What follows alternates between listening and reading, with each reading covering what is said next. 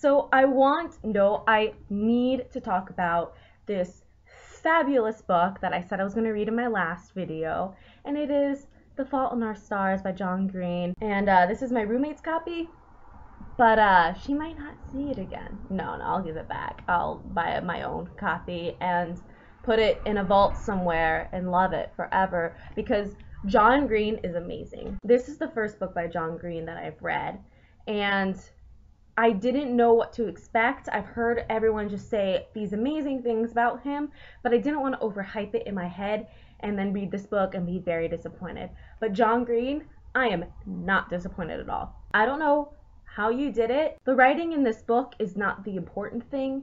The important thing is the story that happens in this book. And so it makes it such an easy read to where you don't have to focus on reading.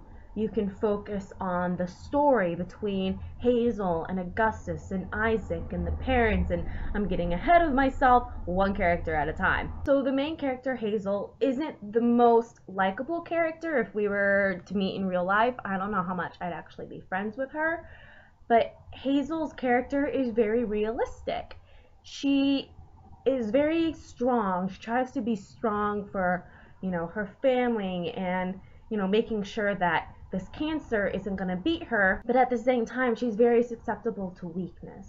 She's trying to hold it all in and be strong, that when things don't work out for her, she breaks down and you break down with her. The main guy character, the love interest, Augustus, is also not the most likable character. To me, I wasn't a fan of his metaphors, but I understood where he was coming from. His metaphors were a way to cope with the cancer and his problems. Together though, Hazel and Augustus complement each other well. The relationship was real. There was ups and downs. Without giving too much away, it's just beautifully tragic. Isaac is a character that we see more as kind of the book progresses. And Isaac's a character that at least I just felt truly, wholly sorry for. Not that I didn't feel truly, wholly sorry for Augustus and Hazel, but Isaac, while he tried to be strong, he wasn't as much as Hazel and Augustus, and he really had a hard time coping.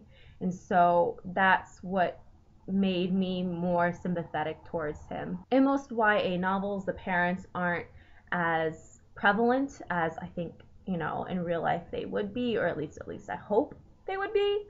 But Hazel's parents and Gus's parents were very much a part of the book without overshadowing the main characters, and it made the struggle not only for Hazel more real, but the parents and what they go through when they have a child that is going through all of this, and all of them trying to be strong but not knowing how strong they can be for. This book is an easy read in the fact that the novel just kind of flows because the reading isn't bogged down by words, and it's a story, and it's a beautiful story. And so I started reading it on a Saturday night. I can't put this down for the life of me. I stayed in my room, and I was alone, and I was blubbering like a baby, and I'm glad that I decided not to read this book in public. Warning, do not read this book in public. It is just fantastic, and I don't think that this book just pertains to, cancer kids. It touches on just basic human emotions and basic human questions about God and the afterlife and what you believe, what you don't believe, about faith, even though it's not a religious book. Now, don't let me fool you, it's not a religious book. But I think this could, deal with people who have other serious illnesses. I would recommend this book to anyone that can read. This is a book that everybody should read. Like, this needs to be one of those books that you read over the summer and you discuss during school, because this is just such a vitally important book. I'm just going to quickly do a little spoiler thing talking about, how this touches on the basic human emotions. So I'm going to read a little excerpt that one of the times I just completely bawled down and that I think is so important. So up here somewhere you shall see a spoiler sign. If you do not want to hear it, you can mute, and when it goes away you can turn it back on. So ready? 3, 2, 1, spoiler.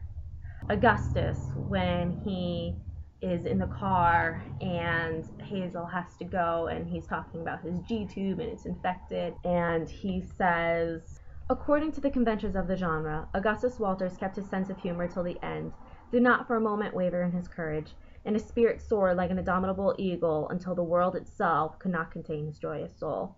But this was the truth, a pitiful boy who desperately wanted not to be pitiful, screaming and crying, poisoned by an infected G-tube that kept him alive, but not alive enough. It just wholly characterizes who Augustus is and who Hazel is, and their want to be brave and want to do things, but they can't.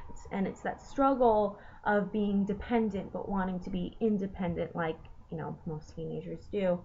So this book is fan-freaking-tastic. I will definitely be reading more John Green in the future, and I highly, highly, highly, highly, highly, highly, highly recommend this book. Love it to pieces. So feel free to subscribe to my channel and to comment below and follow me on Twitter and follow me on Goodreads to see what I'm reading. And yeah, stay tuned for the next video.